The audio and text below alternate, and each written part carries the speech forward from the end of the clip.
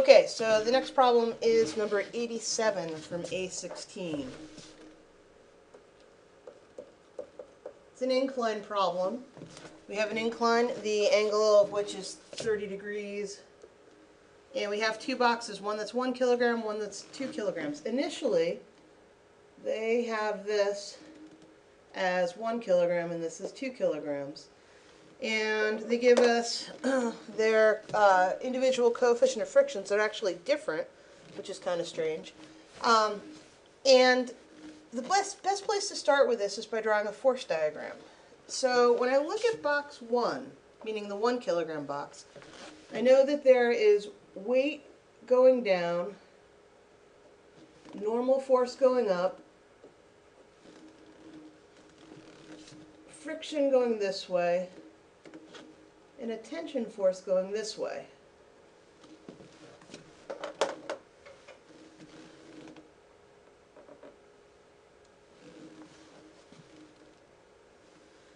For the next box, there's weight going down, tension, normal force, sorry, tension going this way. Oh geez, I'm sorry, let me try again. Weight, normal, there's tension and friction going that way. In order to break these down, I'm going to make an XY table, and I'm going to do an XY table for box 1, meaning the 1 kilogram, and do the same for box 2. And this is actually information I'm going to use to solve every step from here on out in this problem. So, the weight is going to be mg sine 30 degrees. In the x direction, mg cosine in the y. If you have trouble with that, go back and check your notes from, should be Monday, or Monday or last week, where we broke down the incline problems. When I plug in the numbers, this one is 4.9 newtons, and this one is negative 8.4 newtons. 8.49. That's actually not negative, that's going to be positive. The normal force is 0 in the x. And remember, there's no acceleration here in the y direction, meaning perpendicular to the plane. Just a quick reminder that we've set the axes this way, where this is x and this is y. I have called this direction, down the slope, positive x. Because there's no acceleration on the plane, meaning perpendicular to the plane or in the y direction, I know that the normal force has to be equal to the weight. So that's going to be 8.49. And I was actually correct the first time. This should have been negative. mg cosine 30 is negative 8.49 because that's going in a negative y direction. I now need to include friction in this chart. Remember, in each case, friction is 0 in the y. It's only acting along the plane, and it's simply mu times n.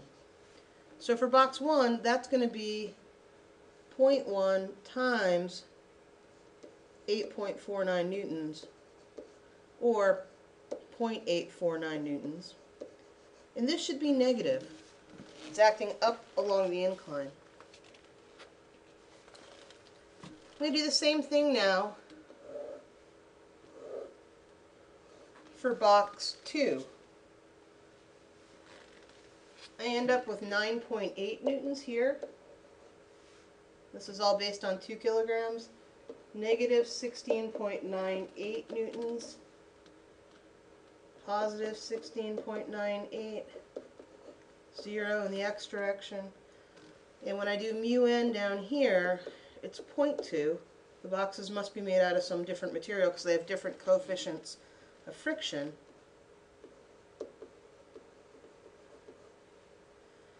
And so this is, it should be negative, that's negative, it should be negative 3.4 newtons, 0.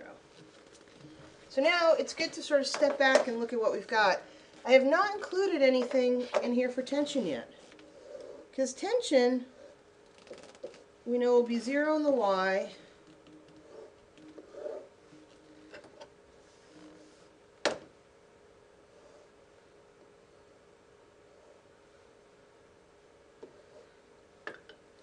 it will only act in the x, but the strength of tension will vary according to the coefficient of friction.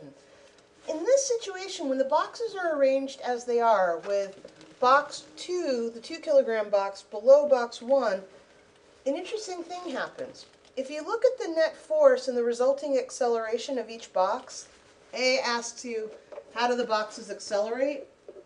So they're assuming there's no tension there.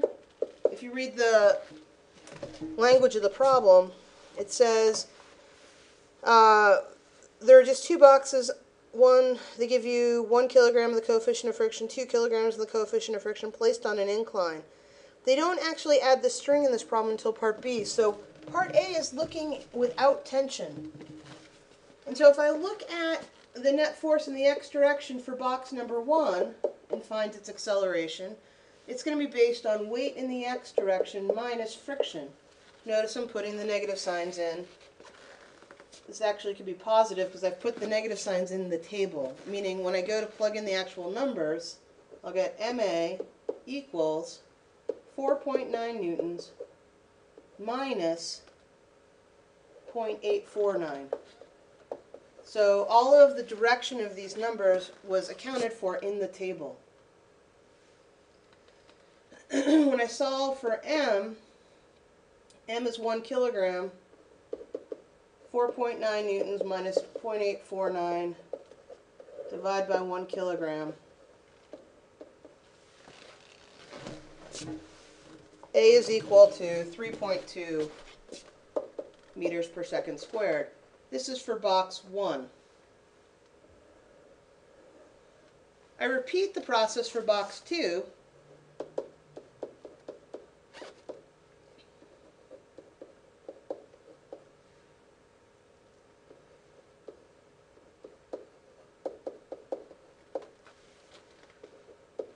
And when I solve, I'm going to end up with 9.8 newtons minus 3.4 divided by 2 kilograms. And this time I end up with 3.2. I think I made a calculation error. I gave you the wrong answer up here. When you do this math out for box number 1, it should be 4.051.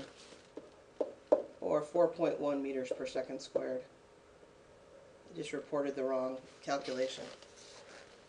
So the acceleration for box 2 is 3.2 meters per second squared. So the interesting thing happens that the box that is further up the incline, box number 1, up top here, is accelerating faster than box number 2. And so when we get to question B and there's now a rope between them, we'll see that that rope becomes slack. So now that we've put a rope between them and we know the accelerations, we know that this one is accelerating at 4.1 meter per second squared, whereas number 2 is accelerating at 3.2 meters per second squared. That means that box 1 is going to catch up to box 2. In this configuration, box 1 catches up to box 2. And what that means is, therefore, the rope between them will be slack, or there's no force of tension acting. So therefore, their accelerations